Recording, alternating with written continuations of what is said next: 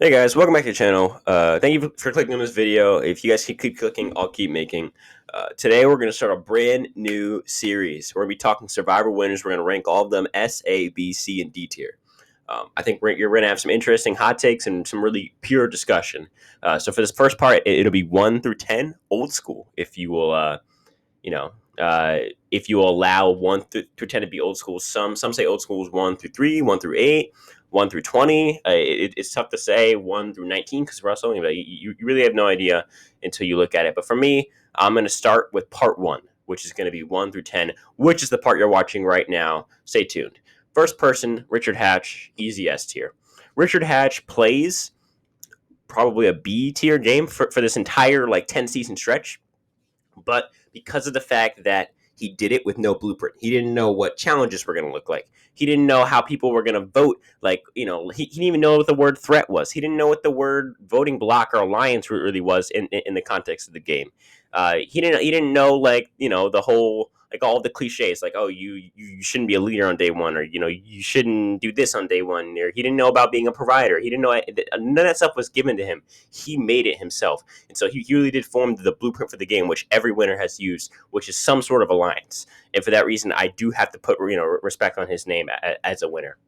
Number 2, we have Tina. Tina goes top of A. For me, Tina is simply she played a better game than Rich. She did Rich's game, except she had the Onion Alliance, the alliance within the alliance. My only knock on Tina's game is the fact that she did it after Richard. Richard played a slightly worse game than Tina, but he played it first. And so for that reason, I do have to give the edge to Richard, whereas Tina goes to top of A for me personally. And for that reason, Tina stays at A and not going up to S. But I do have to give her respect because she gets Colby early on. She flips at the Mitchell vote, which is the third vote of the season, and from there on, she really has control of the game because she has her, Colby, and Keith, and then on the outside of the alliance is Amber and Jerry, where they can just simply pick off Amber and Jerry at 4 and 5, which they end up doing a little bit earlier. And even though it's a risky move that they do a little bit earlier, because of the fact that Amber's not going to play too hard, and she never ended up flipping. It really never came back to bite her. But I think overall she plays a better game than Rich. But because it comes after Rich, I have to put more respect on Rich's name. Ethan, right down to B tier. We're just going right down for now.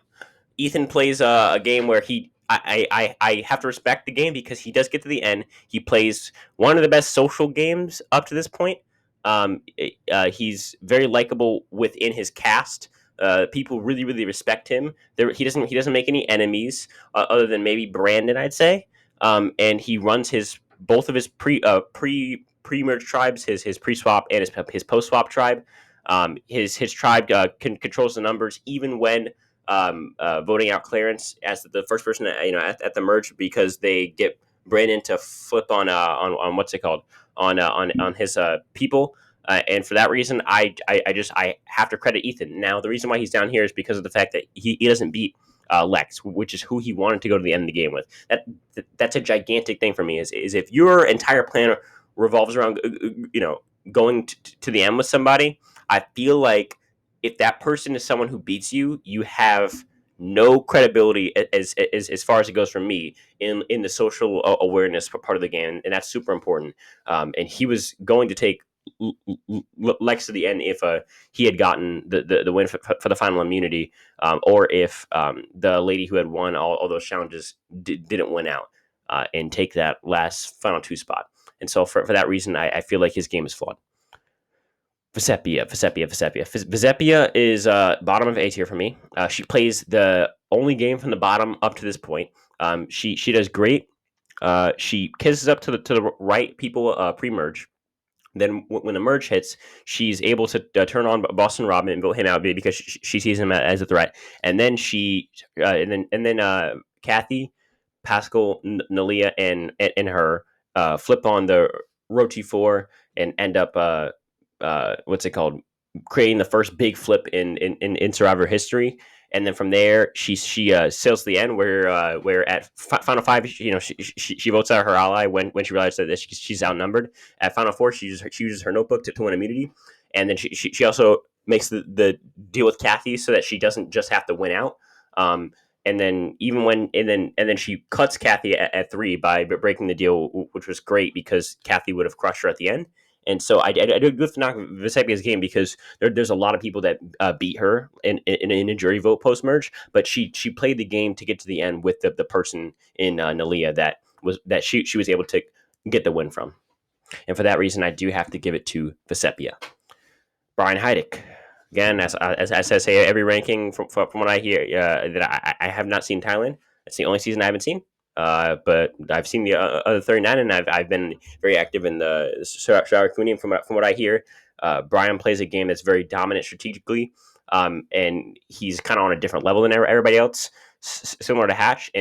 But Brian does mismanage the jury and just kind of slims out a vote against a pretty big goat in uh, Clay. And then yeah, so from what I hear, from what I'm hearing, that to me sounds like a B tier game, a very average game, uh, especially for a season 5 game.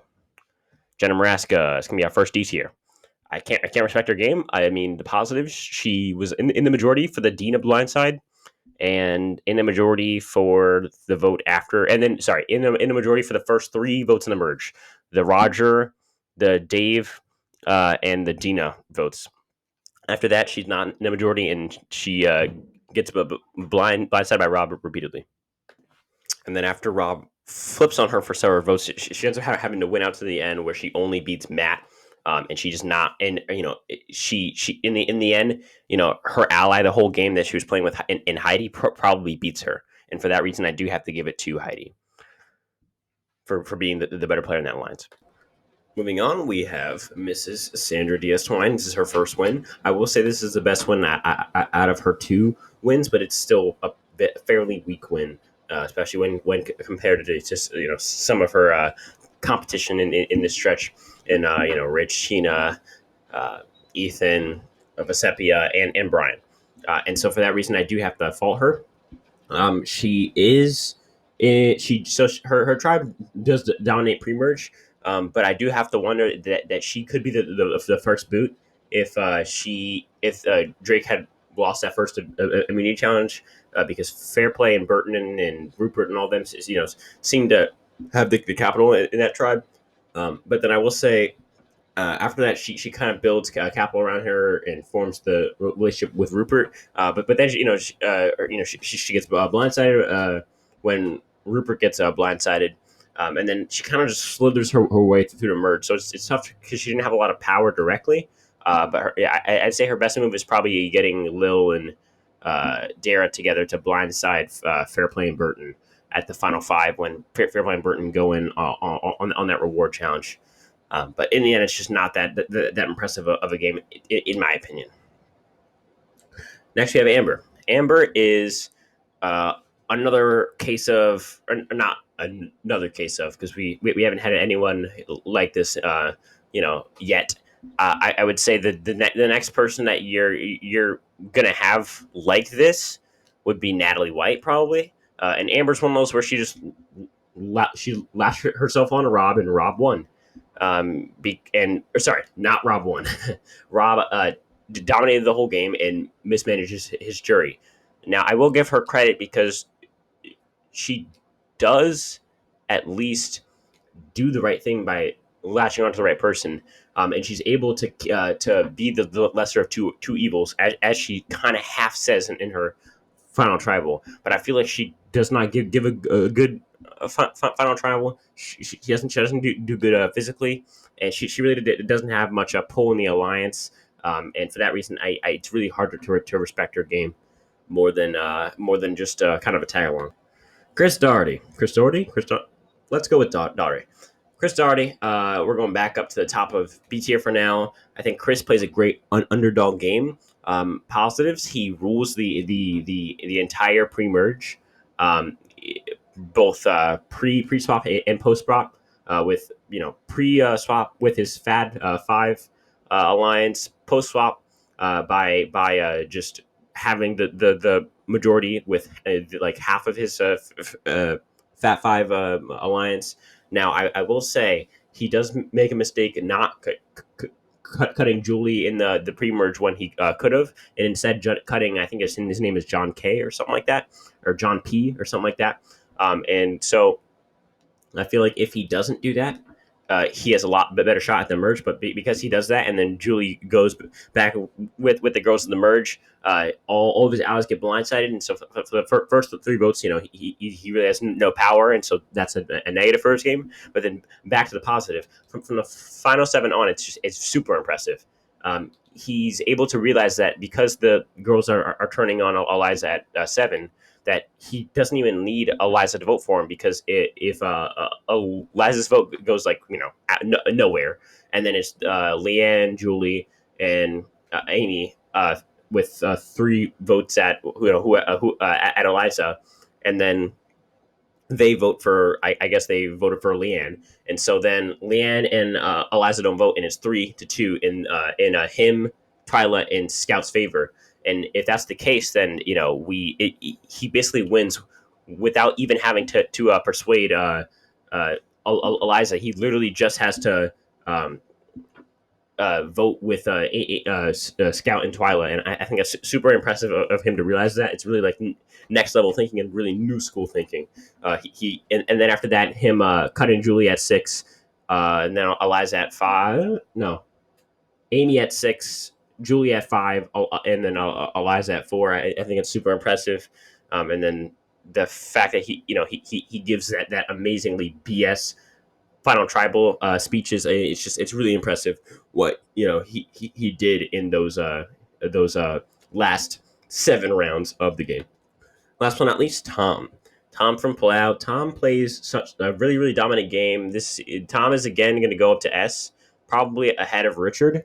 I think for any season, really, Tom plays a very, very dominant game. One big thing that I have to give to Tom, and I'm very impressed when this can happen with the player. Tom beats anybody on this entire season. Anybody in a jury vote. He beats Colby. He beats Shanu, Karen, any of the pre-merge boots. Ian, Katie, Greg. I think honestly, I think Greg is the most competition that he has, and he probably still beats Greg. I feel like Tom is able to sniff out the Greg and Jen flip before it happens because of his social game with Karen. I feel like Tom is so well positioned at the merge that he really didn't even have to win the first three of his five mini challenges. Now, I will say that he had to win his first, I believe his first or his last two at the final four and three. But at the same time, I do not think that he is he's not someone who's like relying on those challenges like completely. And so for that reason, I really, really value his game. But because of the fact that he did have to win at final four and three, there will be someone later on this entire ranking that will probably pass him. But he plays such an impressive game. This is an easy S tier pick for now. Definitely going above Richard Hatch. And yeah, that's the first part. Thank you guys for clicking on the video. 81% of you guys who are watching this aren't subscribed. Let's change that. It's easy and it's free. And if that's it, thank you for watching. I will see you tomorrow with part two.